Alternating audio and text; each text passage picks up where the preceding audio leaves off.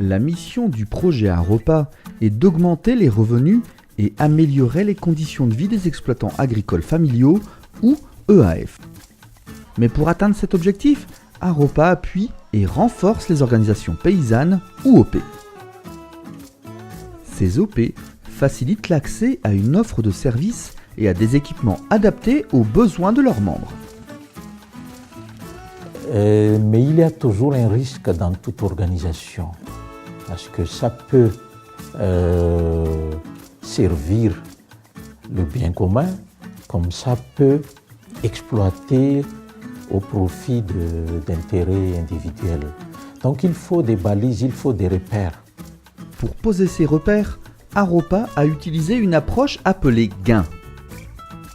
Nous avons utilisé cette approche pour nous repérer avec les OP, parce que le repère est toujours important pour savoir si on évolue et dans quel sens, dans quelle vitesse, etc.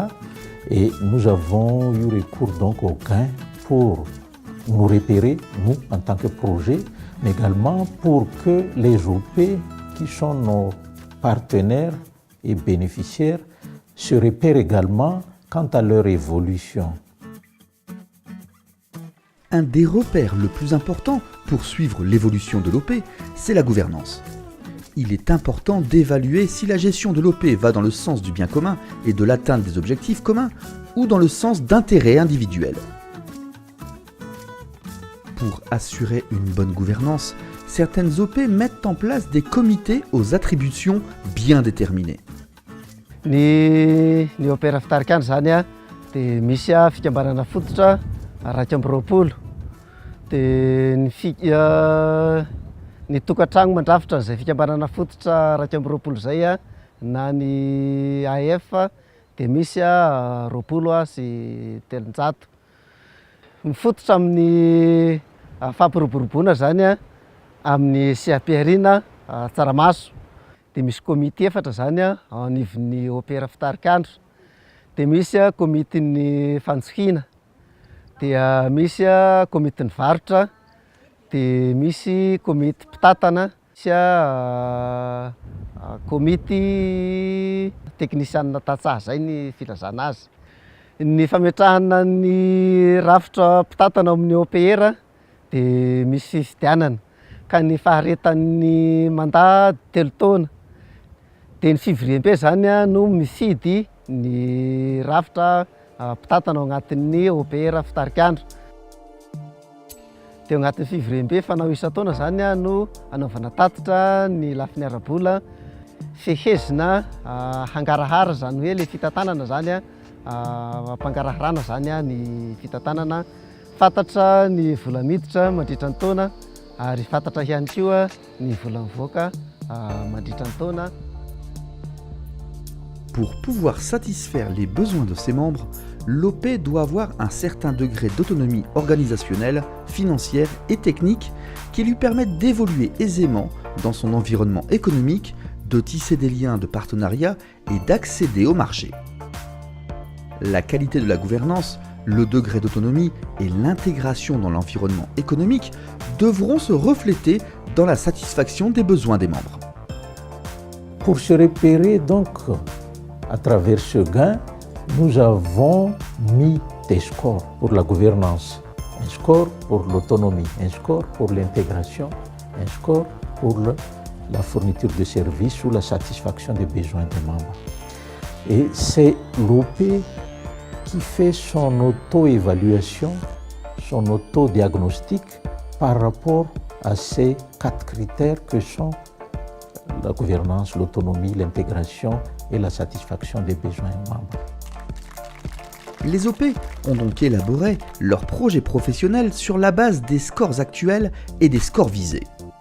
L'Aropa analyse et évalue le projet professionnel par rapport au vécu de l'OP, et c'est sur la base de ces analyses, de ces évaluations que l'Aropa décide déjà de de financer ou de ne pas financer. Grâce à l'utilisation de l'approche gain, Aropa a financé 4 projets professionnels des OP au niveau national et 20 projets professionnels au niveau régional. L'OPR CRAM est spécialisé dans les filières production de semences de riz et d'haricots dans la région de Haute-Mathiach. Cette OPR a élaboré un projet professionnel qui a été financé par le projet Aropa. Ny OPR zany a maka an'le filana agny fotony, dia le filany tatsaha zany a no avadika ho tetikasa dia lasa miveriny agny fotony ihany izy raha fa mivadika ho tetikasa dia lasa mitarika fidiram-bola ho an'le tatsaha. L'OPR CRAM est une des organisations paysannes modèles grâce à la qualité de sa gouvernance et à son degré d'autonomie financière et technique. Manam-bola ny CRAM, afaka mijery sara an'ireo teknisianina ireo zany a, afaka mijery ny karaman'ny teknisianina, afaka mividy ny matériel rehetrarehetra izay ahafahan'ny olona mamokatra amin'ilay fisian'ilay vola ao amin'ny fonds propre ny CRAM. Dia izay anisany hoe mampirehare zany fa OPR mijoro matanjaka ny CRAM na hisy ary fa tsy fisihana partenaire. Ny président tompony fampihodinana moteur, fampihodinana ny CRAM miaraka amin'ny teknisianina. Zany hoe misy zany binôme ny président sy ny teknisianina. Dia io no fampihodinana amin'ny CRAM. Certaines OPR, comme l'OPR Fitarikanju, ont réussi à s'intégrer dans le monde économique grâce aux divers partenariats qu'elles ont contractés. Ny OPR ihany koa dia manana fiarahamiasa amin'ny mpiara-mimbonatoka amin'ny famalina ny hetaheta-ny fikambanana fototra. Ohatra amin'izany a ny FDA izay namatsy fiofanana. Ny fo FIFA nanohana tamin'ny masomboly fototra tamin'ny fanatsarana ny masomboly. Ny Ansoky mampianatra ny fifehezana ny teknika mpamokarana mahakasika ny fahazahoana certificat fa n'ilay famarotana masomboly. Cette OPR a trouvé des débouchés grâce à leur participation aux foires agricoles pour écouler leur production. Anisan'ny fitadiavana lalam-barotra ho anay OPR Fitarikanju ihany koa zany a ny famonjena foire. Dia misy ny foire Fiermata ary misy ny FIA. Izay andraisanay anjara isan-taona. Ny pikamanty aloha zany hatreto dia tsy misy latsaka ny 5 taona. Fa ho an'le nanao varotra ivelany zany a, le vanty extérieur dia mameno conteneur anankiray. Isaky ny cycle zany no tadiavin'ny zareo. Zany hoe 20 taona zany a isaky ny cycle. Grâce à la qualité de la gouvernance, à l'autonomisation technique et financière, ainsi qu'à l'intégration dans l'environnement économique, les OPR ont réussi à satisfaire les besoins de leurs membres. L'OPR Fimpava offre différents services à ses membres pour les satisfaire. Zavatra azon'ny mpikambana zany atolotry ny Fimpava dia toy ny fotodrafitrasa GTV, ny barazy, fizarana masomboly, ny famasiana fitaovam-pamokarana, toy ny ireo déco, motoculteur, da ny fanaovana ny fanomezana GPS sy ny fanofanana ny tatsaha hanao ny resaka teknika toy ny serrage sy ny série. L'approche gain a permis aux OPR de s'auto-évaluer par rapport aux critères proposés par Aropa et au score. Cette approche a aussi permis aux OPR d'atteindre leurs objectifs en tant qu'organisation, d'œuvrer pour le bien commun et non pour assouvir l'intérêt personnel.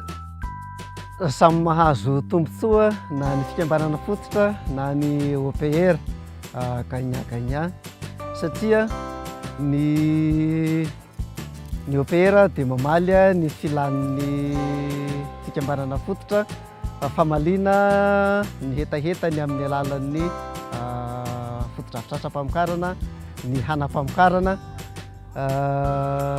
lalam-barotra. Ny OPR indray dia mahazo tamberim-bokatra avy eo amin'ny fikambanana fototra, mavitritra ny fikambanana fototra amin'ny fanaovana cotisation. Pour Aropa, l'approche gain a permis d'obtenir des résultats concrets et d'atteindre l'objectif du projet. Globalement, les projets professionnels ont donné des résultats intéressants, surtout en termes de production donc, et de commercialisation, et qui a contribué à l'atteinte de l'objectif de l'Aropa, qui est d'améliorer le revenu des ménages bénéficiaires. Pour dire que le gain a été vraiment d'une importance très utile pour les OP, pour les familles bénéficiaires et pour le projet Aropa. L'approche gain a aussi permis aux OPR d'atteindre leurs objectifs. Ny fampiakarana fidiram-bola ny mpikambana aloha dia tratranay. Fampiakarana ny masom-boly koa tratranay. Fa zahay manko tsy mionona amin'izay satria mbola teo tsara. Raha ny marina dia tratranay ny tanjona. Grâce à cette approche, tous les membres des OPR sont satisfaits car ils ont vu leurs revenus augmenter et leur niveau de vie s'améliorer. Nasapa zany hay mpikambana nanomboky nidiranay tao amin'ny Union Atara dia niakatra ny fari-piainanay. Samy nivoatra indrindra fa ny fiainan'ny fikambanana zao tena nivoatra. Mahokana anay mivady zao talohany hay mbola sy niditra tao amin'ny Atara da nipetraky taria amin'ny trano kelikely taria hay. Dia rehefa narosinay tamin'ny Union Atara igny dia niraisiny tsara ka nampitany tany amin'ny OPR Fipava. Fa nanomboky sy namaliany OPR ny fipavany filanay lasa navita n'ity trano ity hay sady mba mijery canal nahazo DVD nahazo panneau.